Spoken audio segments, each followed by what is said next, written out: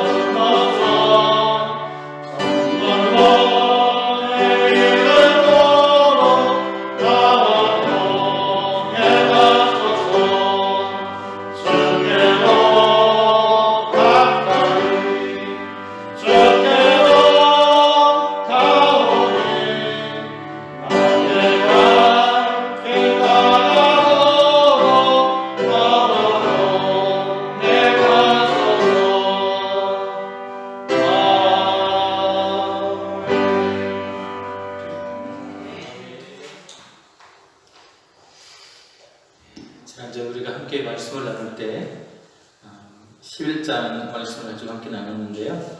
하나님은 언약하신 것을 반드시 이루시는 분이다 라고 하는 말씀을 함께 나눴습니다. 그리고 하나님은 선한 계획을 통해서 우리 인생을 여전히 인도하고 계신다는 것입니다.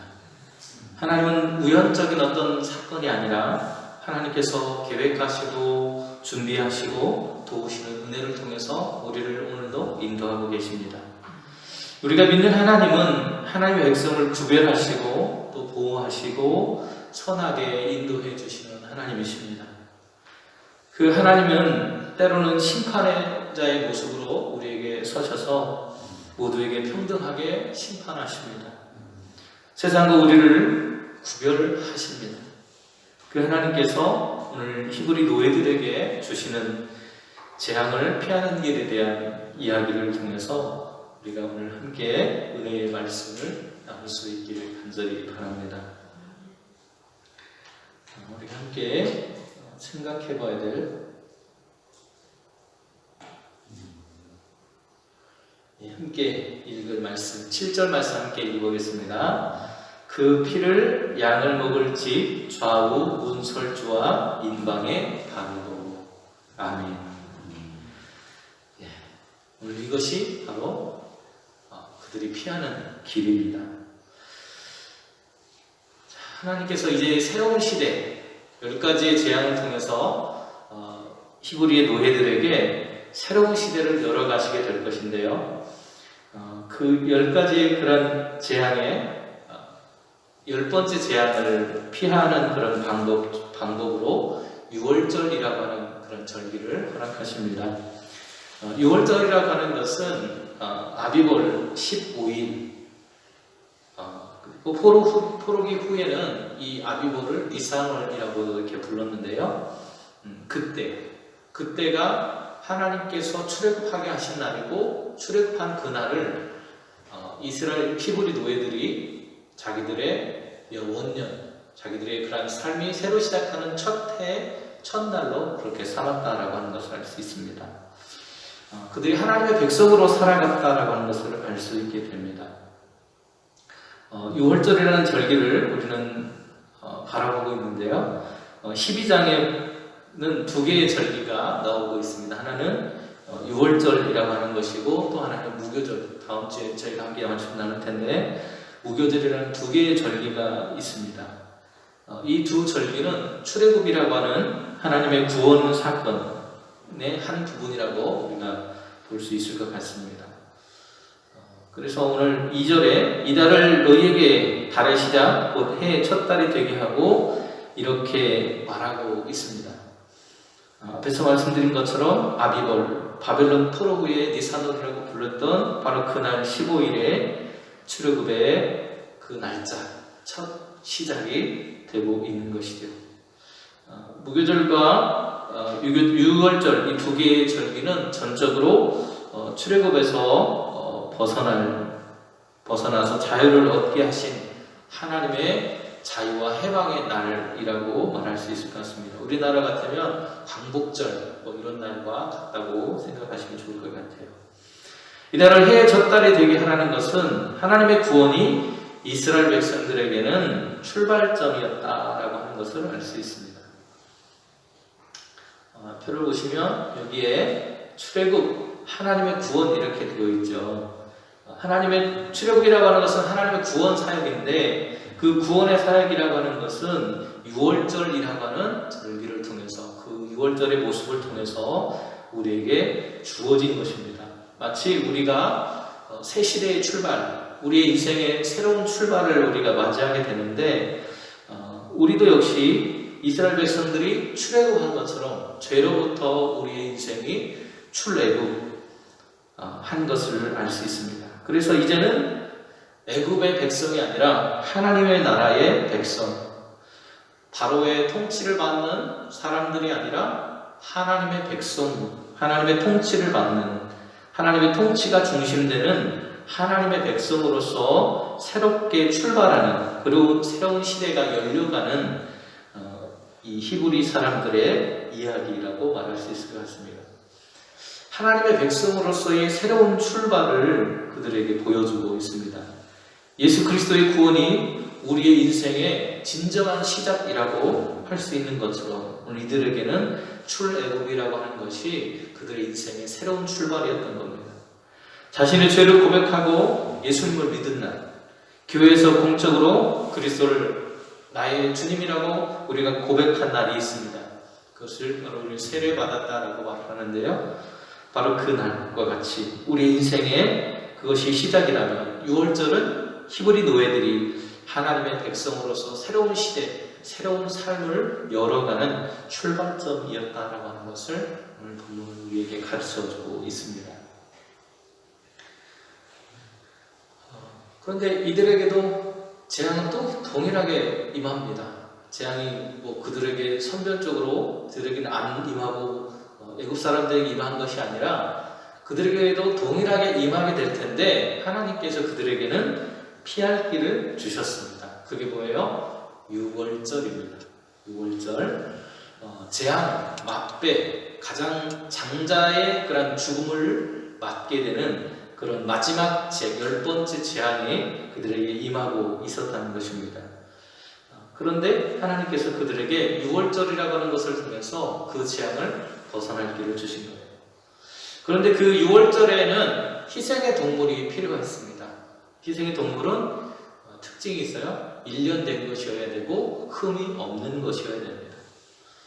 그런데 오늘 본문을 보면 어린 양이라고 표현이 됐어요. 1년 되고 흠 없는 어린 양이라고 표현이 됐는데 원문의 그 의미를 보면 양일 수도 있고 염소일 수도 있는 제물이 되겠습니다. 그래서 그 동물의 피를 통해서 그 희생을 통해서 재앙을 벗어날 수 있다라고 하는 것을 알 수 있어요. 자, 그런데 오늘 본문을 보시면 우리가 함께 읽은 대로 그 피를 어디에 발라요? 문설주와 인방이라고 하는 것에 바릅니다. 문설주는 뭐고 인방은 뭔가? 자, 인방은 여기 대문이에요. 여기 대문인데 대문의 위쪽에 해당하는 그런 기둥이 됩니다. 그리고 문설주는 말 그대로 기둥이에요. 기둥. 우리가 대문 들어갈 때 뭐 양쪽에 기둥이 있잖아요. 문을 받침하고 있는 기둥이 있습니다. 그래서 양쪽에 있는 이 기둥을 문설주라고 합니다. 그래서 이 양쪽 문설주하고 문인방, 문의 꼭대기에 피를 바르게 했습니다. 그런데 그 피를 바르는 그날을 우리가 뭐라고 부르냐면 유월절이라고 부르는데 원어로 하면 파스카라고 부릅니다. 파스카라고 부르는데 이 뜻은 넘어간다, 지나간다 그런 뜻을 가지고 있어요. 자, 문인방과 문설주에 피를 바름으로 인해서 그 재앙이 지나간다, 넘어갔다라는 그런 뜻을 갖습니다.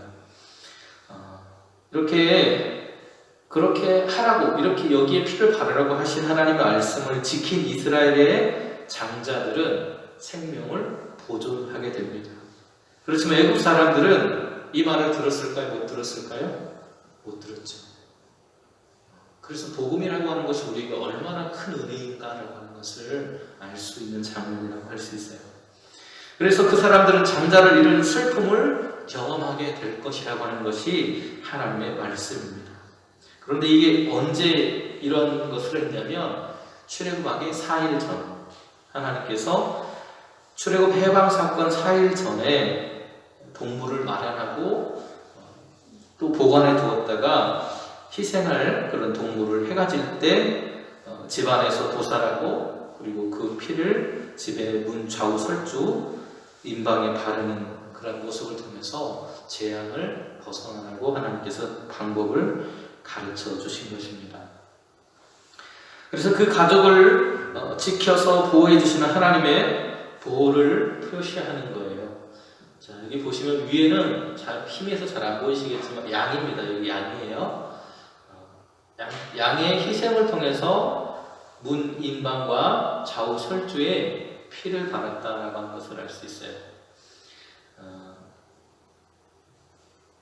그래서 흠없는 1년, 흠없고 1년 된 어린 양이나 염소를 잡아서 이렇게 피를 발랐고요. 여기 보시면 아래 그림에서는 그 집의 가장이 이렇게 위와 옆에 기둥에 피를 발라서 그들이 재난을 면할 수 있도록 하는 그 모습을 볼 수 있습니다. 그래서 이것은 하나님의 보호하심을 표현하는 것이고요. 반드시 불에 굽고 날로 먹거나 물에 삶지 말라고 합니다. 불로 구워야 돼요.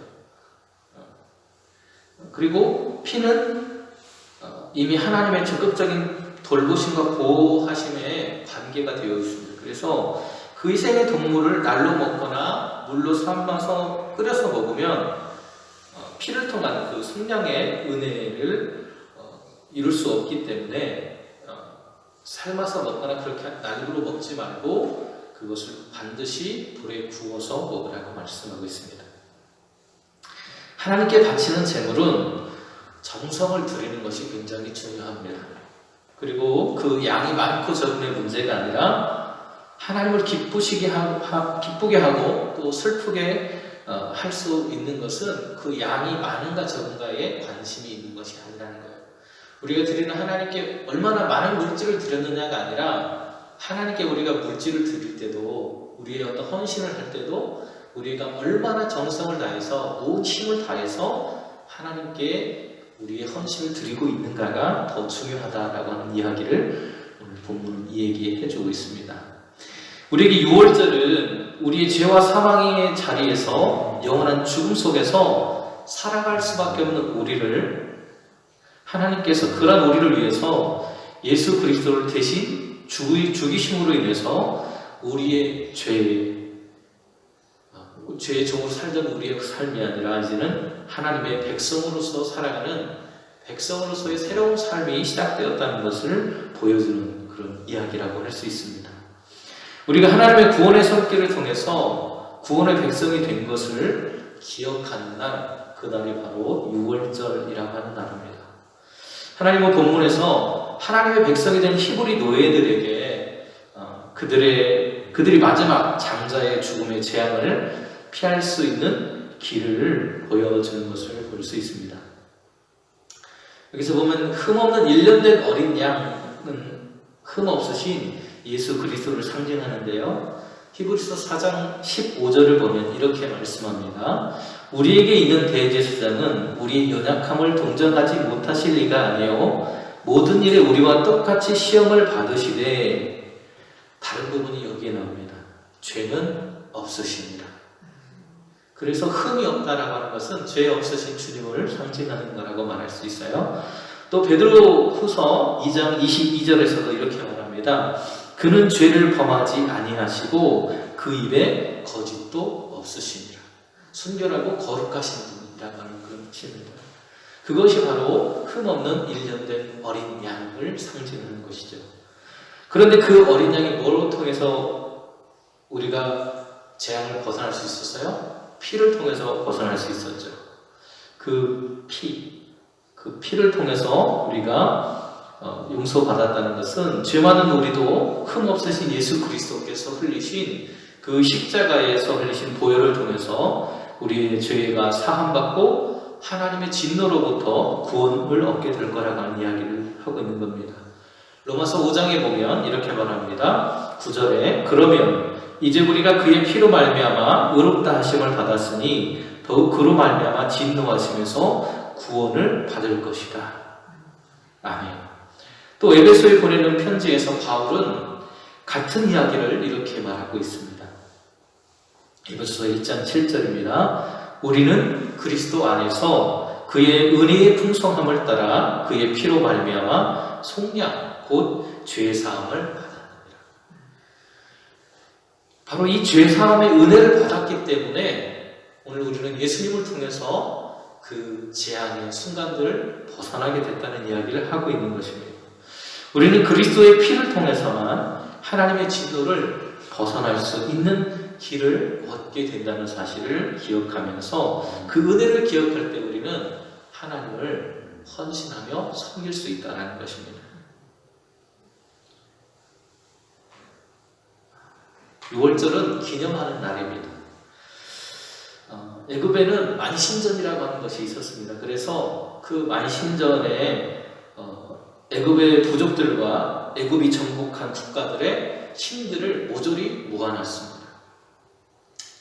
그곳에 자기들이 정복한 나라들의 신들을 끌고 와가지고 그 신들에게 위계 질서를 세웠어요. 그래서 애굽의 신들로부터 해서 자기들이 이긴 신들은 별 볼 일 없는 신들이잖아요. 그래서 저 밑에 이렇게 말단 신호를 해가지고 저 밑에 놓는 그런 만신전이라고 하는 신전이 있었습니다. 그래서 이 만신전은 뭘 상징하는 것이냐면 애굽의 그런 권위, 그것을 자랑하고 또 종주국으로서의 제국의 위엄을 모든 소국들에게 보여주는 하나의 상징으로 만신전이라고 하는 것이 있었는데요. 그 만신전은 최고의 지위를 가진 종주국의 왕을 수호하는 그런 신이 아마 여기서는 레라고 하는, 라라고 하고 레라고 하는 태양신이었을 겁니다. 그래서 그 태양신을 멸망시키는 날, 그것이 바로 마지막 10번째 재앙을 내리는 것이에요. 이제 다음에 기회가 되면 한 번 더 이야기하겠습니다.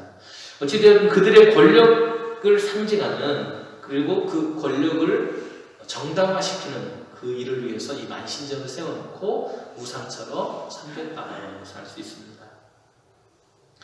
그리고 본문에는 표적에 대한 이야기를 하는데요. 바로 그 표적으로 보여주신 그것들을 하나님의 역사하심이라고 하심을 그 표적 안에서 볼 수 있다는 것을 알 수 있어요.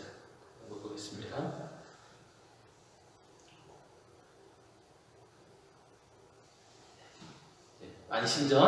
만신전은 우상 숭배의 본질을 가지고 있는 것이고요. 강한 인간들, 제국의 사람들이겠죠. 애국과 같이 그 제국의 사람들을 봉사하는 일을 위해서 쓰였습니다. 하지만 하나님의 어린 양의 피는 하나님의 약속을 우리에게 보여주는 것이고, 그 피를 통해서 재앙을 내리는 것이 아니라 그 재앙으로부터 우리를 지키시고 보호하시는 하나님의 은혜와 사랑을 깨닫게 했다라는 것을 알 수 있습니다. 이제 오늘 말씀을 마무리하려고 합니다. 6월절은 하나님의 백성으로서 우리가 새롭게 출발하게 되는 것에 대한 이야기를 우리에게 들려줍니다. 하나님께서 그의 백성들을 보호하시고 지키시고 사랑하셔서 예수 그리스도의 희생의 피를 통해서 오늘 우리를 죄와 사망의 권세 안에서, 그리고 당시에 이스라엘 백성들은 애굽의 그런 폭력과 애굽의 압제로부터 그들을 보호하시고 인도하시는 하나님의 은혜와 사랑을 경험하게 하는 출발점이었다는 것을 오늘도 기억하면서, 우리에게 주신 그 은혜를 기억하며 하나님을 헌신하고 봉사하는 저와 여러분이 되시기를 간절히 바랍니다. 기도하겠습니다. 은혜로우신 하나님, 오늘도 하나님의 말씀을 우리가 함께 나누었습니다. 하나님의 말씀 속에서 들려주신 이 음성들, 하나님께서 우리를 사랑하시고 아끼시고 얼마나 우리를 보호하시기를 원하시는 하나님이신지를 다시 한번 깨닫게 됩니다. 하나님 주신 은혜를 기억할 때 우리는 하나님을 위해서 온 마음과 온 뜻과 온 힘을 다해서 헌신할 수 있음을 기억하고, 오늘도 하나님의 백성답게 살아가는 저희들이 될 수 있도록 우리의 걸음을 인도하여 주시옵소서. 예수님의 이름으로 기도드립니다. 아멘.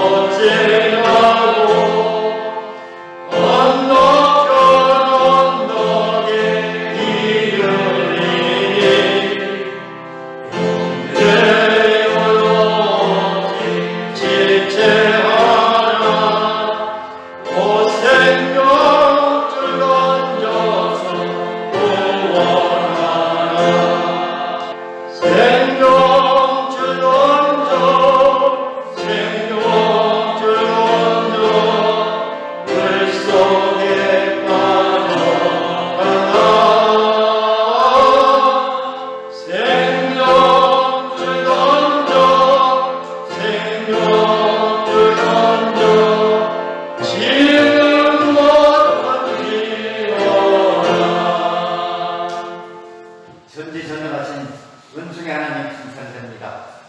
오늘도 거룩하고 복된 날을 맞아요. 우리 성도님들 아침부터 하나님께 나와 예배를 드리도록 하나님의 은혜와 사랑으로 함께하여 주신 주님 은혜 진심으로 감사를 드립니다.